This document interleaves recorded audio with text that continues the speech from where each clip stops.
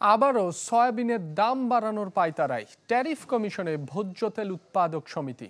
এর আগে গেল ৬ জানুয়ারি চিঠি দেয়া হয় বাণিজ্য মন্ত্রণালয়ে। প্রতিনিধিরা জানান, বিশ্ববাজারে বাড়তি থাকায় সমন্বয় করা জরুরি, না হলে বিঘ্নিত হবে রমজানে প্রয়োজনীয় সরবরাহ করা।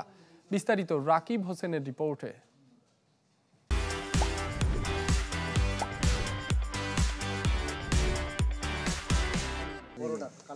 দুই দফা শুল্ক ছাড়ের পর মাস দেড়েক আগে লিটারে ৮ টাকা বাড়ানো হয় বোতলজাত সয়াবিন তেলের দাম, কিন্তু তারপরও স্বাভাবিক হয়নি সরবরাহ। সম্প্রতি আবারও আন্তর্জাতিক বাজারের দোহাই দিয়ে রমজানের আগে আরেক দফা দাম বৃদ্ধির পায়তারা শুরু করেছে ভোজ্য তেল উৎপাদক সমিতি। সয়াবিন তেল তো আমরা দিতে পারছি না, দাম বেশি, কাস্টমার কোম্পানি এসব বলে যে লিটারে বাড়ো, এই জন্য মাল দিচ্ছে না। ওই দিন এসব অর্ডার নিয়ে গেছে, কিন্তু মাল দিতেছে না। দেওয়ার কথা ছিল গেছে কালকে, আজকে মাল আসে নাই। মানে গেছে কালকে আসেনি, আজকে এখনো আসে নাই।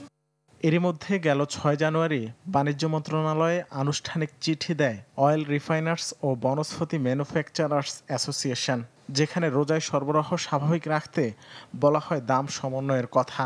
আবেদনে সাড়া না পেয়ে মঙ্গলবার ট্যারিফ কমিশনে যান সমিতির প্রতিনিধিরা। তাদের দাবি, এখনও প্রতি টন সয়াবিন কিনতে হচ্ছে $১,২০০। সেন্ট্রাল ব্যাংকের ডাটা ওনাদের কাছে আছে, চিটাং কাস্টমসে কী পণ্য ঢুকছে সেটার মূল্য কত সেটা ওনাদের কাছে আছে। ওনারাই দুইটা তথ্য উপাত্ত যাচাই করে দেখবেন যে প্রাইস বাড়লে বাড়বে, কমলে কমবে। এদিকে বাজার ঘুরেও ক্রেতারা পাচ্ছেন না প্রয়োজনীয় ভোজ্য তেল, যদিও উৎপাদক সমিতি অস্বীকার করছে সরবরাহ ঘাটতির কথা।